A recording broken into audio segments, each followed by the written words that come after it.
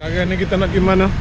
Sekarang ni kita pergi sebuah masjid yang ada sejarah lah dalam bandar, sebab masjid tu milik seorang pendagang India yang kaya, sangat kaya di masa itu. Dia dengan beberapa saudara dia kumpul duit untuk buat sebuah masjid yang besar dalam bandar. Sekarang pun masjid tu masih adalah salah satu masjid yang besar dalam bandar Ho Chi Minh, dan dia pun seorang yang usaha mengeluarkan harta untuk bawa rombongan Muslim dari Mekong sampai ke Panduranga atau dakwah di sana, ya, dakwah orang Bani itu masuk Islam. Jadi di sana sekarang ada 4 buah masjid dengan 5,000 jiwa orang Islam di sana. Jadi makna kata lepas pada Cham tu pecah, Ya. orang Cham tu hidup di Mekong. Lama mana pula Islam nak kembang kembali di sini? Di mana? Di Padurangka dengan di Saigon. Saigon. Kalau dikatanya di Panduranga tu Islam baru ada balik dalam hujung tahun 50-an. Sebab dari inilah, dari pedagang India tu, dinamanya Datuk Ismail, mengeluarkan harta benda untuk bagi rombongan Cham Muslim di Mekong. Dakwah. Dakwah di sana semula. Dakwah orang Cham, Cham Bani tu. Cham Bani. Cham Bani pun dia ada masjid lah. Ada percaya. Dia ada percaya, tapi dengan cara yang sesat, dengan jauh dari akidah Islam kita. Jadi bila dia orang masuk Islam balik, kita buat secara semacam orang luar agama masuk agama dia lah. Makna kata masjid yang kita nak pergi ni, yang masjid pertama lah dalam Saigon ni. Katanya pertama bukan, tapi dia adalah masjid yang besar, yang berkukuh dengan batu, dengan seni cantik. Belum pada tu ada masjid dah. Belum tu dah ada masjid kayu, masjid bambu, masjid Di situlah. di banyak tempat. Banyak tempat di sini. Belum tu siapa dia mendakwah? Dia tu dah pertama-tama kali orang India datang dalam abad 18 itu, orang India, orang Jawa, orang Arab pun ramai di sini. Ramai di sini. Di masa itu. Jadi dia orang buat masjid lah di sini sana. Sekarang tapak masjid tu semua ada dan dibangun jadi masjid batu yang kuku yang cantik lah.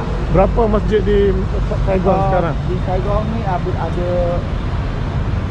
yang tapak dulu tu ada 16. 16. Sekarang ada tambah-tambah lah. Tapi tapak dulu tu ada 16 buah. Masya-Allah, banyak dah. Lepas tu di Padurangka tu Islam balik ke mula dengan Maulana Ismail ni lah. Ya. Dia orang yang bantu. Yang macam Datuk Ismail ni, dia semacam orang yang keluar harta.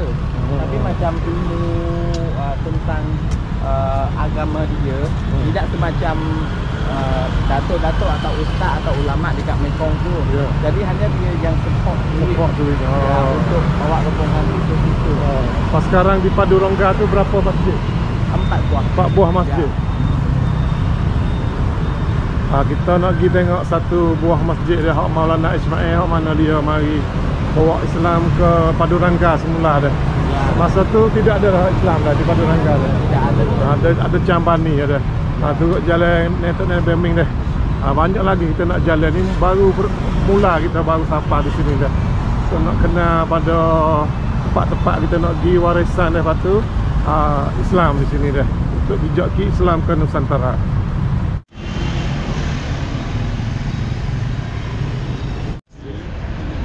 Haji Muhammad Ismail. Library tu Perpustakaan. Dalam tu ada perpustakaan. Ada perpustakaan, ada hang semut dia, ada bilik library. Mak Saleh pun ramai sini dah. Tempat turis sini. Satu tempat berjalan kat masjid je ni dah. Assalamualaikum. Assalamualaikum.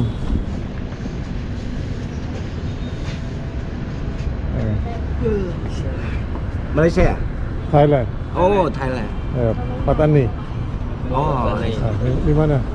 Iya. Di sini. Vietnam. Vietnam. Vietnam in India. In India.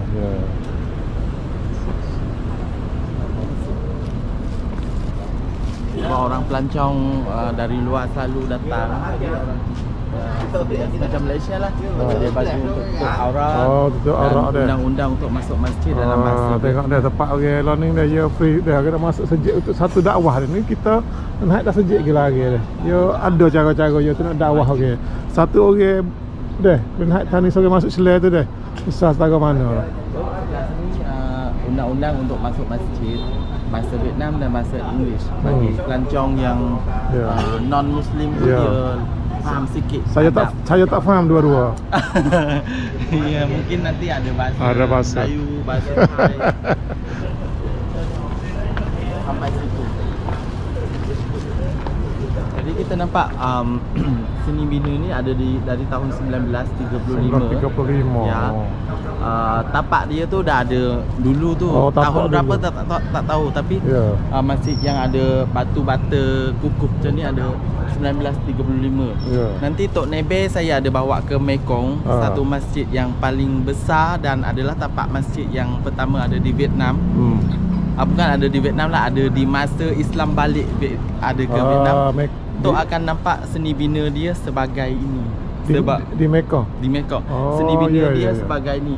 Sebab sebelum bina masjid itu, masjid baru itu, Tok Hakim Umar Ali ada datang kat sini untuk tengok seni bina masjid ini. Lepas tu bawa ke sana tiru untuk buat masjid. Kalau kita tengok seni bina ni ada pengaruh India lah.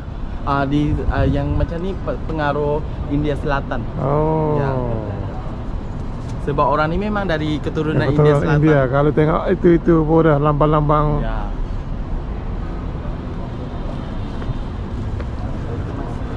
Dulu dia tak ada iPad atau semua kan. Jadi dia orang sedia kolam kat sini untuk sembahyang.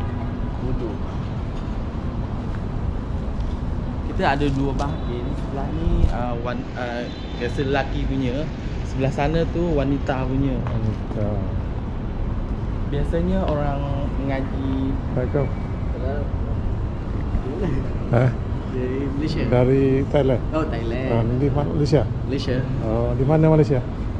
Saya dekat, kalau ni dekat Puchong, dekat Selangor. Selangor. Thailand kan Patani. Saya Patani, Narathiwat. Biasanya orang mengaji, orang akan mengaji kat sini. Oh, ngaji di sini. Ya, kalau buka puasa atau ada majlis kahwin pun dia orang Di sini. jamuan di sini.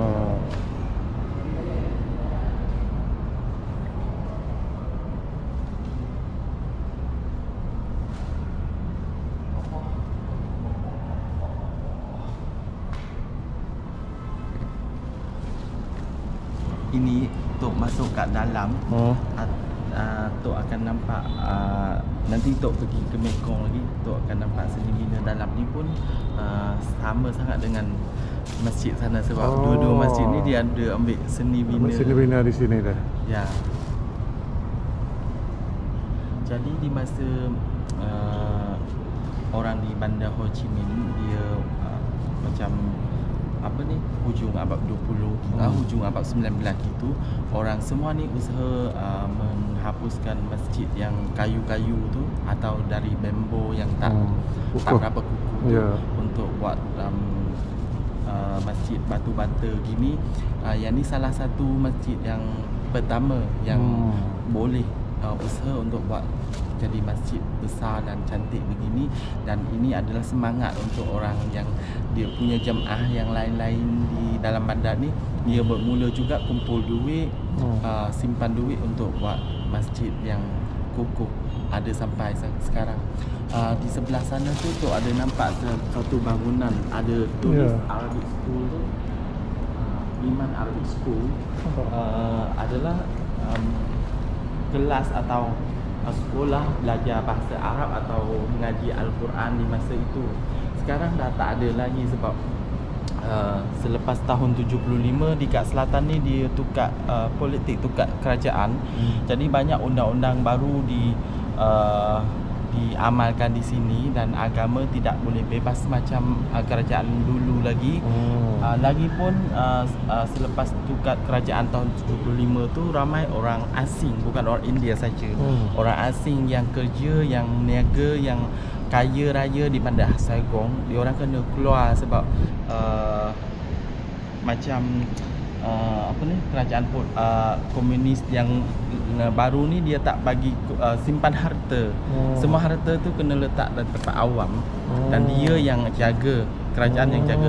Jadi orang kaya tu dia kumpul harta, anak cucu dia balik negara sendiri, semacam orang India, orang Malaysia, Indonesia, ramai.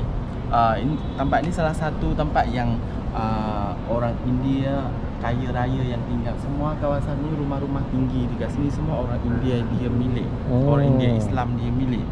Tapi bila tukar kerajaan gitu dia orang balik. Jadi di sini dibuang kosong, hanya ada semacam abang tadi tu ada jumpa tu keturunan India yang dulu ada kat sini kahwin dengan orang Vietnam, beranak, dan itu keturunan kedua, ketiga mungkin yang sudah kahwin begitu dia orang tak balik. Yang belum kahwin tu dia orang balik sana. Jadi suasana Islam di sini tak sibuk atau tak macam meriah macam dulu lagi sebab orang dah balik. Orang Cham pula masuk di kat sini untuk jaga masjid dengan orang India, tempat tandah kahwin dengan orang Vietnam gitu. Jadi tak ada orang mengaji, sekolah di buang kosong sampai sekarang. Sebab orang Cham sendiri pun ada masjid-masjid sendiri, ada pondok atau sekolah agama sendiri. Jadi di sini di buang kosong mungkin. Tapi memang sampai sekarang pun masjid Musulman ada di 66 Dong Yu ini masih adalah satu masjid yang paling besar dalam bandar. Hanya orang datang atau orang Cham berapa keluarga ada di belakang masjid tu di masa dia masuk untuk jaga masjid. Sampai sekarang pun dia orang ada di kat belakang tu rumah-rumah atau tanah masjid punya. Jadi berapa orang saja ada di masjid ni. Tapi sampai hari raya, Jumaat, bulan puasa ramai. Sebab apa? Sebab masjid ni dia ada di distrik 1. Distrik 1 dalam bandar Ho Chi Minh ni adalah pusat. Jadi semua macam ambasi, semacam apa, kedustaan tu, kedustakaan atau penjabat-penjabat yang luar yang besar-besar tu ada di kawasan ni. Dari penjabat orang yang kerja penjabat tu atau orang yang kerja ambasi tu banyak dari negara Islam. Jadi di sini adalah tempat masjid yang orang Islam ada di setiap negara luar, ada di Vietnam, datang untuk sembahyang hari Jumaat dan hari raya atau buka puasa. Jadi di sini kami selalu panggil ini masjid antarabangsa. Sebab naik khutbah macam-macam bahasa. Macam-macam bahasa. English, Tiap minggu. Ya. Tiap minggu ni tukar bahasa. Dia ikut yang imam yang naik. Naik tu mari di mana? Ya, dah ada English, ada bahasa Melayu. Melayu tu? Ya, Melayu tu selalu sebab orang Malaysia kerja di sini ramai dah. Ramai.